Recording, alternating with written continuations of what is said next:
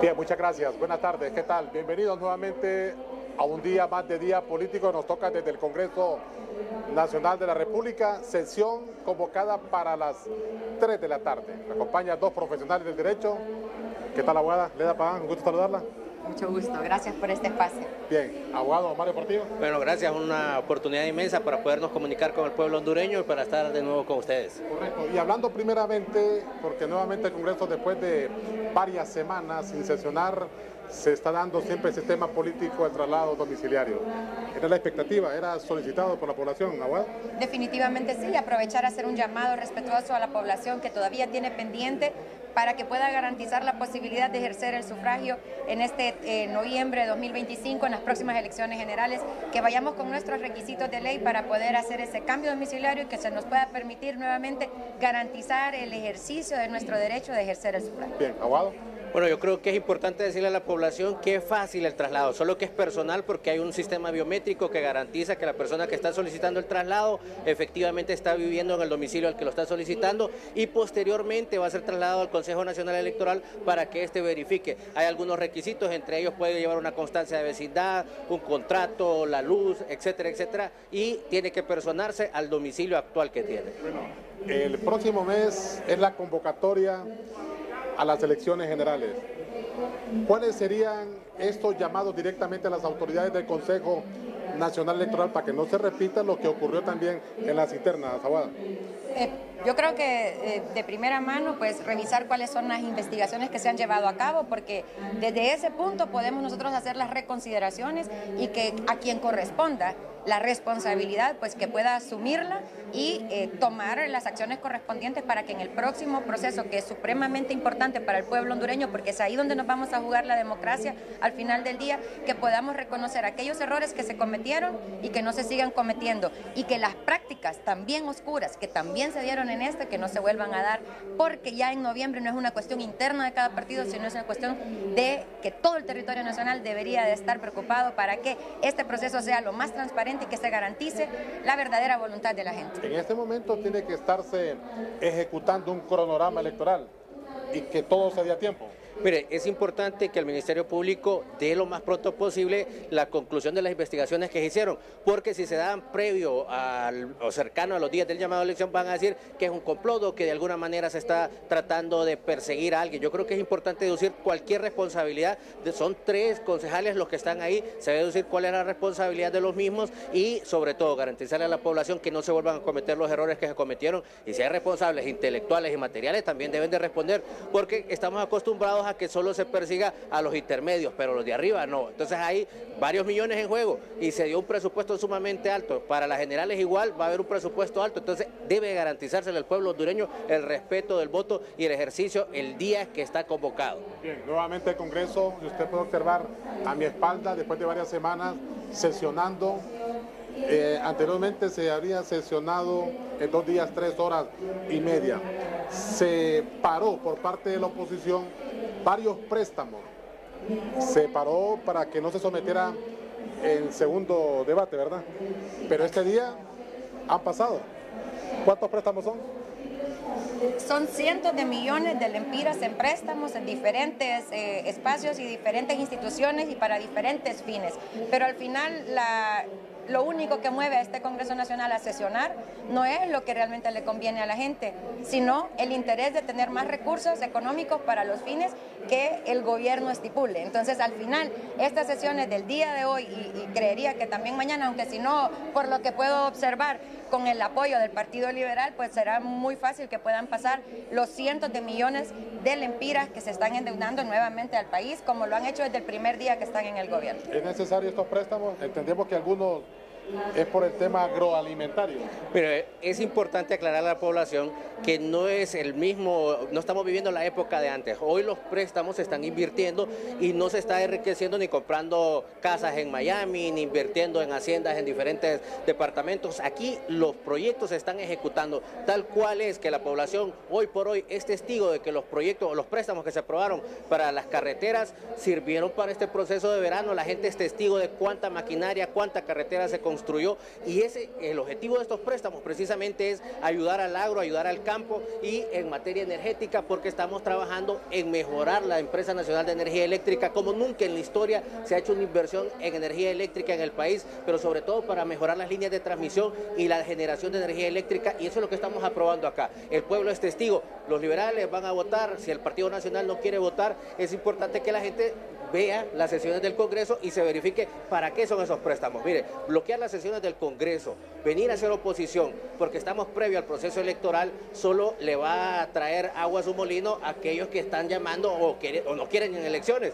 Pero cuando nosotros vemos que los préstamos están llegando, a nosotros nos beneficia. ¿Por qué? Porque la gente se da cuenta que se pueden hacer proyectos y que el gobierno es diferente. Somos diferentes. Voy a, solo rápidamente, en el 2022, recién llegado Libre a ser gobierno, lo primero que hicieron fue sacar 3 préstamos por el orden alrededor de 3.000 millones de lempiras, por ejemplo, para construir la represa El Tablón. Ahí salimos algunos que nos opusimos en el último préstamo, que era de 400 millones, que nos oponíamos. En el 2022, antes de diciembre, si no me equivoco, se volvió a aprobar, no este año, se volvió a aprobar otro préstamo para la construcción de esos proyectos que el compañero dice que son para beneficio de la gente. Lo que tienen a beneficio de la gente es una narrativa que quiere confundir a la población y decir que se están endeudando para beneficio de ustedes, cuando la realidad es que se están endeudando para otros fines, que ya más adelante tocaremos otros de los temas para los cuales se necesita mucho dinero en los próximos meses. Sí, ¿cómo es? Mire, yo puedo decir, es que va a haber una narrativa del Partido Nacional que es clara, ¿va? De decir que los préstamos están sacando para otras cosas. No dicen para qué ni quién los va a utilizar. Yo más bien diría, si hay pruebas de eso, se debe acudir al Ministerio Público. ¿Y dónde está el dinero del 2022? Los 3.000 millones de lempiras. Los proyectos se están ejecutando. Eran para el cajón. Los proyectos para la represa, se están ejecutando. Es más, todos los proyectos, la gente es testigo que se están ejecutando en todo el país. Yo le puedo dar testigo del departamento de Intibucá. Esos 3.000 millones eran para el tablón. Planta de generación térmica en el departamento de Intibucá, cuando nunca teníamos una térmica en Intibucá, ni teníamos energía eléctrica. Hoy por hoy hay proyectos de inversión. Y yo le voy a decir algo, la narrativa del Partido Nacional de decir que es para comprar votos es porque saben que su candidato va a perder y que seguramente van a salir en segundo o tercer lugar en las elecciones generales bajo el contexto de ¿qué? De que se compraron votos. Así que no hay tal de que se va a utilizar dinero del pueblo. Yo no hablé de compra de votos, mire lo que es la conciencia, ¿verdad? Yo no hablé de compra de votos, yo realmente estaba hablando de otra cosa que ya la vamos a tocar, pero los 3.000 millones de lempiras que se sacaron en 2022, aquí en este pleno, no llegaron a construir la represa El Tablón. De hecho, sacaron otros 2.000 para este año, o sea que aquellos 3.000, ¿dónde están? Eso es lo que yo le estaba preguntando. Aquellos 3.000 que eran para El Tablón, millones de lempiras, ¿dónde están? Sacado en el 2022. Yo tengo que decirle algo a la población. Es más, todos los proyectos que se han aprobado por este gobierno, una vez que se empieza, que se aprueba desde aquí el Congreso de la República, hay un proceso para ejecutarlos. Préstamo que no se ejecuta, vuelve. Y esos préstamos se invierten en los proyectos. Ahora, yo le digo, si ella dice que no se está ejecutando, debe tener las pruebas. Y si se aprobaron 3.000 millones de lempiras para ejecutarlo, pero dice no se ha ejecutado, hay que presentarlo al Ministerio Público. Porque y no solo decirlo aquí como una narrativa. Es que volvieron a sacar un préstamo. Volvieron a sacar un préstamo. Si hay pruebas de que no se ejecutó, entonces hay que presentarla al Ministerio Público para que sea una investigación que diga dónde está ese dinero. Pero usted es del gobierno, usted no nos puede explicar. Pero yo no soy el gerente de la Empresa Nacional de Energía Eléctrica. Entonces hay un problema, pero no es con usted con quien hay que ventilarlo. Pero el problema existe. 3.000 millones de lempiras para el tablón no se utilizaron para el tablón. Esa es la conclusión. Mire, yo le puedo asegurar que los préstamos que se han sacado se han utilizado. Si la compañera dice que no se ha invertido ahí, habría que incluso que ella presente los procesos o que le diga al gerente, mire, o al Ministerio Público en este caso, porque sería el Ministerio Público que debe investigar. ¿El Ministerio Público que pusieron ustedes? Es que cuando usted legitima cualquier autoridad, es más, ¿por qué ellos ahora con lo de la Corte, con el Consejo Nacional Electoral, con el Ministerio Público? Entonces no son autoridades creíbles, cuando ellos mismos han votado en este Congreso para elegirlas. Entonces nosotros no podemos caer en ese juego. Cuando doña Rixi Moncada dijo que no iba a dar cuentas por el carretillazo, porque él no confiaba en la justicia del país, ahí sí había que escucharla, pero cuando lo dice la oposición, entonces estamos equivocados. ¿Es así? Es increíble que vuelvan con el mismo guión que ya no le funcionó. Las palabras de la señora. En realidad, mire, todo lo que se ha hecho en este país durante ustedes gobernaron era un proceso totalmente ilegal. Si no, miremos cómo destituyeron magistrados, cómo cambiaron jueces, cómo violentaron la Constitución de la República. Precisamente de eso podemos hablar, porque está pasando exactamente lo mismo. Correcto, pero vamos a ir a la primera pausa comercial para abordar lo que está ocurriendo también en la Corte Suprema de Justicia. Vamos a la primera pausa. Bien, muchas gracias. Continuamos desde el Congreso Nacional de la República. Lo que está ocurriendo en la Corte Suprema de Justicia, la Sala Constitucional, esta rotación, ¿cómo lo han analizado ustedes, la bancada? Desde el primer día, el año pasado, tocaba la presidencia al señor Padilla, al magistrado Padilla, que es representante del Partido Nacional, efectivamente. Lastimosamente hubo una decisión, no querían que se pudiera él asumir su cargo y entonces pusieron al señor Wagner, si no me equivoco, del Partido Liberal.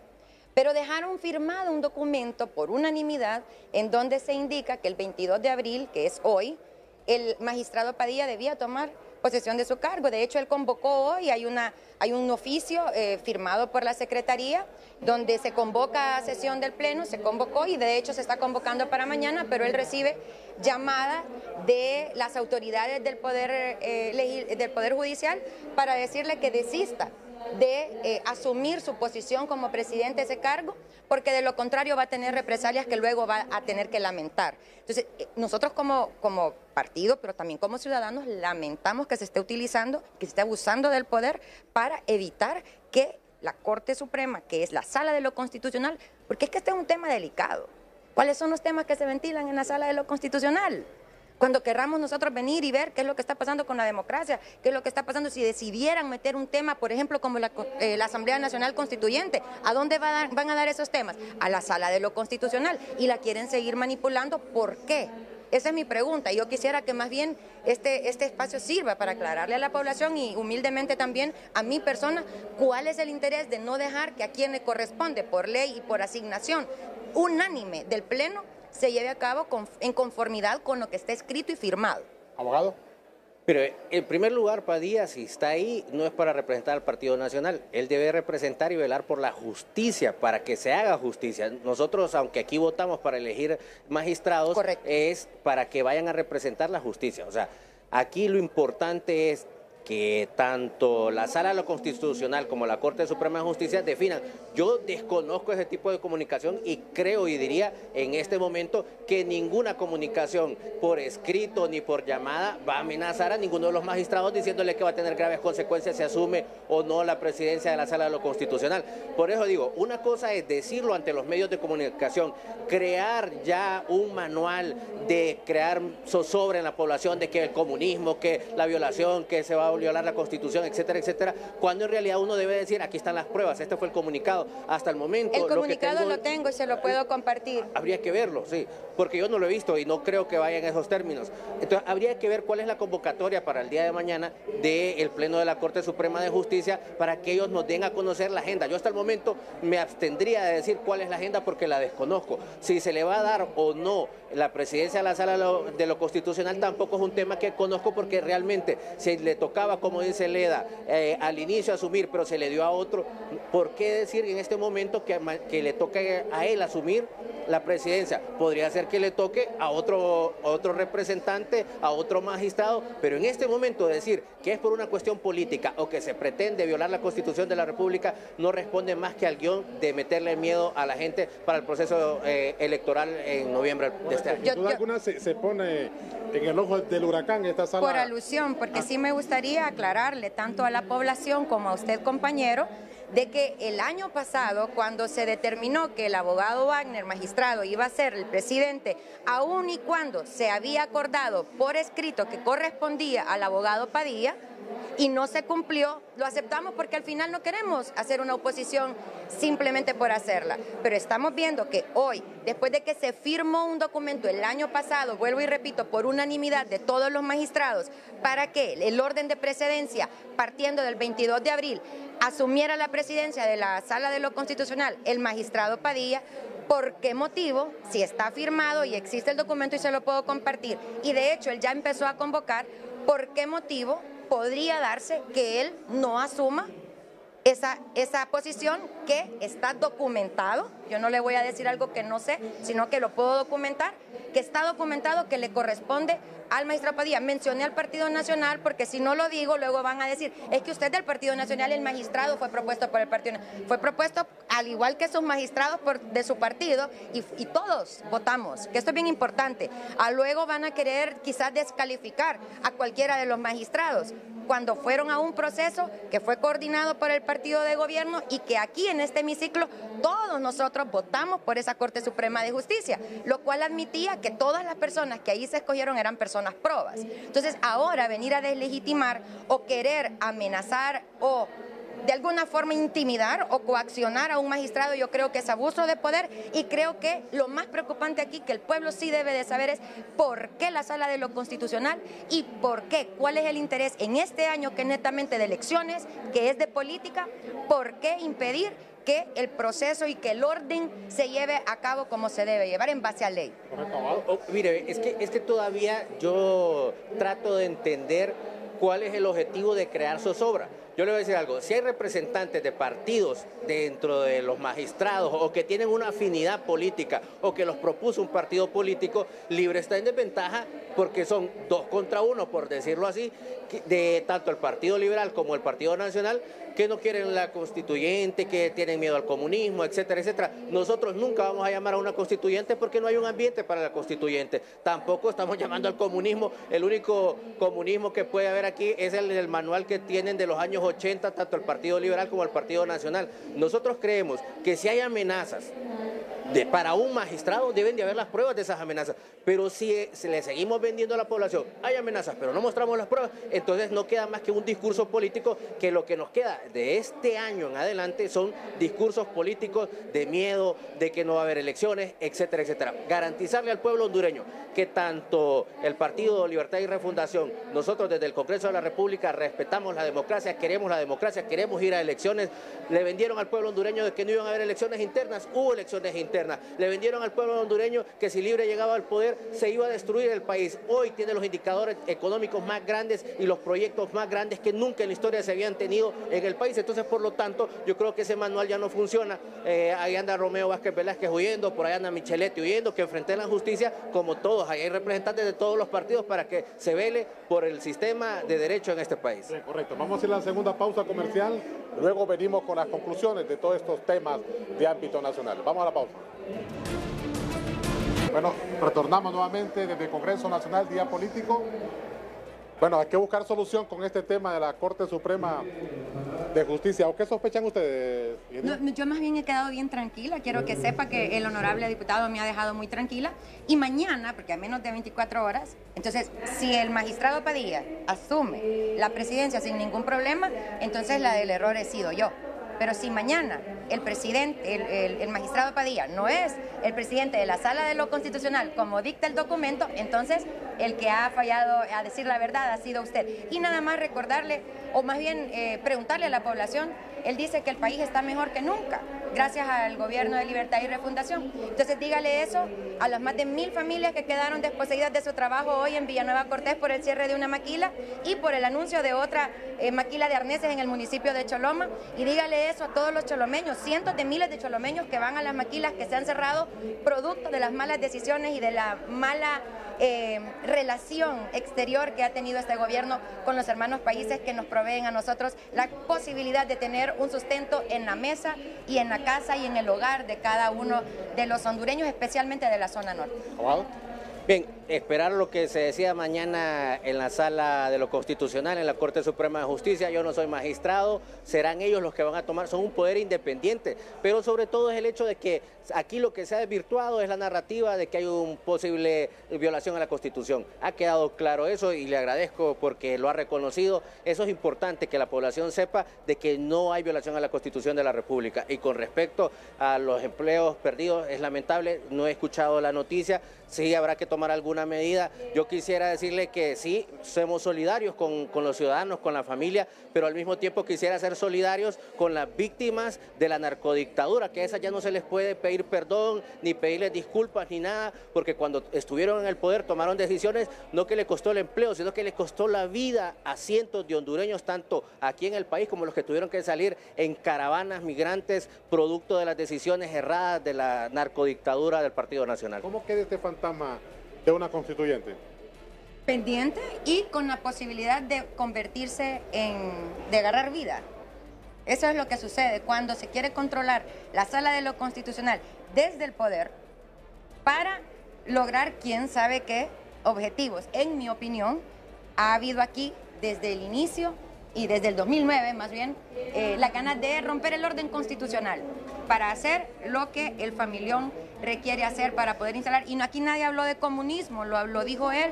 Aquí se habla de socialismo del siglo XXI, que es el disfraz del comunismo con el cual nos quieren vender a nosotros una historia mal contada, porque en la realidad está en Venezuela, la realidad está en Cuba y nosotros no queremos ser parte de esas estadísticas oscuras y estadísticas que llenan de luto y de dolor al pueblo hondureño. Queremos luchar, saber que vamos a conseguir trabajo, saber que se van a abrir maquilas, saber que vamos a tener que darle de comer a nuestros hijos para garantizarles educación y que ellos mismos puedan hacer su futuro.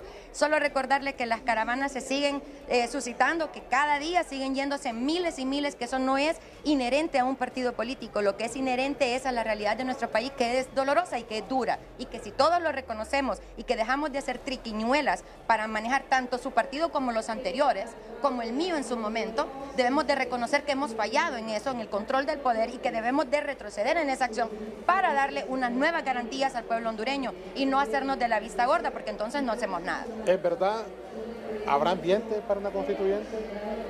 No, fíjese que no. La verdad es que el pueblo hondureño no está preparado para una constituyente. Es muy difícil que la población apruebe. Nosotros somos conscientes de eso y nosotros, aunque en algún momento luchamos para renovar, nosotros hemos hablado de la refundación del país, que es totalmente diferente a la constituyente, y no va a haber tales de constituyentes. Decirle al pueblo hondureño que nosotros somos respetuosos de la democracia, somos respetuosos del Estado de Derecho y sobre todo que estamos creando nuestro propio sistema de desarrollo. Bien, correcto. ¿Y cómo quedan estos ambientes entonces, abogado? Porque la gente tiene temor a este tema. Es que mire, ve, el temor, claro que si usted viene representantes del Partido Nacional o de otro partido político vendiéndole a la gente una idea que para noviembre o que se quiere violentar la Constitución o que no va a haber elecciones, entonces realmente genera en la población un temor. Nosotros le podemos decir al pueblo hondureño que así como le metieron miedo de que Libre cuando llegara iba a destruir el país, no se dio, que no iban a haber elecciones internas, se dieron y van a haber elecciones generales y muy seguramente Rixi Moncada va a ser la próxima presidenta del país. Se dio el peor proceso electoral interno en la historia de mi país. Han destruido al país, han destruido sus relaciones, han destruido a los camaroneros, han destruido sectores como la maquila, lo siguen destruyendo, o sea que evitar decir esa realidad o no reconocerla es una falta de responsabilidad para un padre o madre de la patria, porque aquí no estamos para hablar bien del gobierno, estamos para defender los más altos intereses del pueblo hondureño y eso es lo que estoy haciendo yo. Solo que no debe tener ese discurso ahorita, debió haberlo tenido también cuando fue parte del gobierno anterior. Nunca he sido parte de ningún gobierno. Bien, correcto. Para su información. Este ha sido más de un día político. Gracias a la ingeniera Leda Pagán y también al abogado Mario Portillo. Vamos con usted, buenas noches.